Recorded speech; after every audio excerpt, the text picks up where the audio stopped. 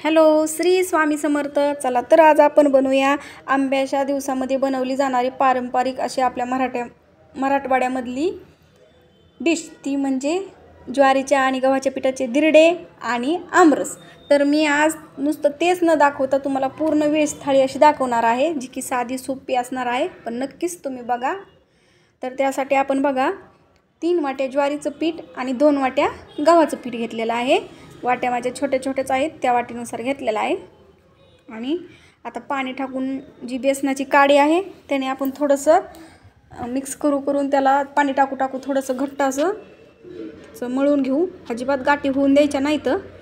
आणि थोडी एखादी जरी गाठ राहिली तर नंतर आपण पाणी टाकून हाताने सुद्धा छान असं एकजीव करून घेणार आहोत. बघा आता घट्ट झालंय. आता हाताने आपण पाणी टाकून आणखी एकजीव करून घेऊ. छान हाताने घट्टसर पूर्ण एक ना एक याची गाठ फोडून घ्यायची. अजिबात गाठ राहता कामा नये. जुन्या काळात आम्ही लहानपणी आमच्या मामाच्या गावाला असो किंवा माहेरला असो, आंब्याच्या दिवसामुळे दिरडे आणि रस असायचा म्हणजे असायचाच. आंब्याच्या पूर्ण दिवसामध्ये 2-3 वेळेस तरी हा पदार्थ केलाच जायचा. पूर्वीच्या लोकांना खूप आवडायचा हे पदार्थ.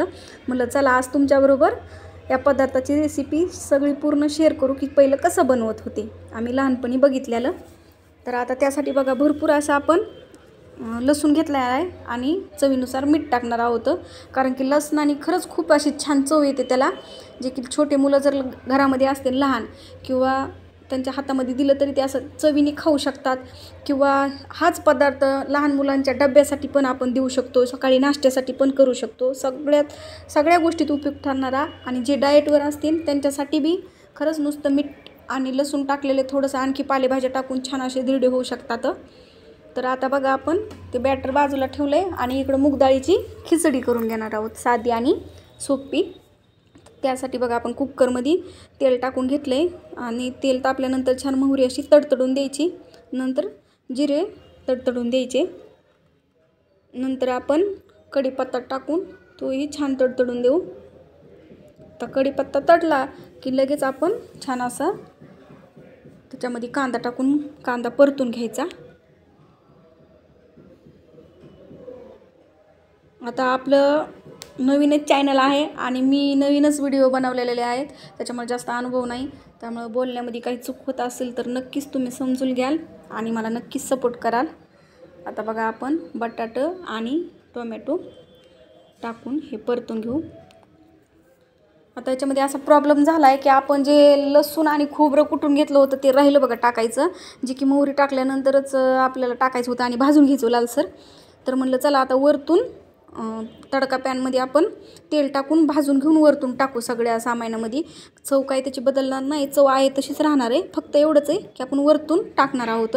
छोटा मुलगा आहे जो की मध्ये करतो, त्याच्यामुळं थोडीशी अशी गडबड होती बघा.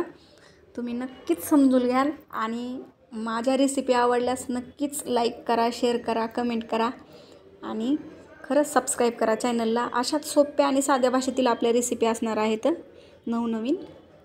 बघा छान असं आपलं भाजून घेतलं आहे आणि आता वरती आपण याच्यामध्ये टाकून छान असं सगळं मिक्स करून घेऊ.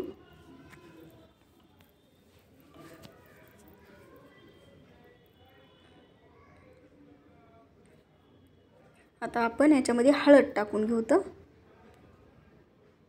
1 चमचा हळद, थोडीशी आणखी. आणि आता हे मिक्स करून आपण तांदूळ आधीच धुवून घेतलेले होते, स्वच्छ धुवून ठेवलेले होते, ते तांदूळ टाकून घेऊ.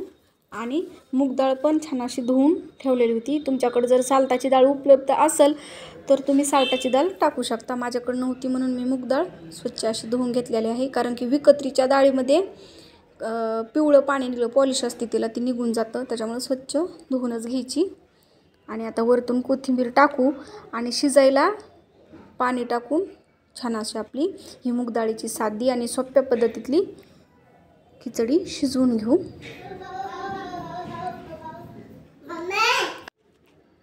आमचा मुलगा जरा मध्ये थोडा करतोच. आणि चवीपुरतं मीठ टाकून घेऊ.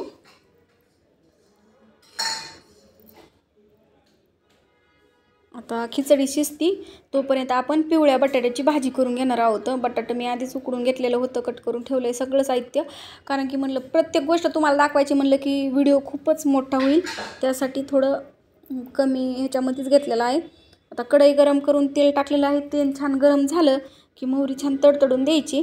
मोहरी कोणत्याही भाजीला मोहरी टाकली छान तडतडून दिली की ती चव वेगळीच उतरते भाजीमध्ये, किंवा तशीच राहिली तर मग ती दाताखाली सारखं अशी कटकट लागू शकते, कचकचपणा येतो असं खड्यासारखा. त्याच्यामुळं तडतडून द्यायची. नंतर आपण लसूण आणि जिरे घालून चांगले ते पण तडतडून दिले. तर नंतर कांदा घातला आहे. कांदा छान परतला की नंतर आपण मिरची, हळद आणि उकडलेलं बटाटा टाकून छान अशी ही पिवळ्या बटाट्याची भाजी तयार होत आहे बघा. एकदम टेस्टी लागते. चवीपुरतं मीठ आणि कोथिंबीर टाकून घेऊ.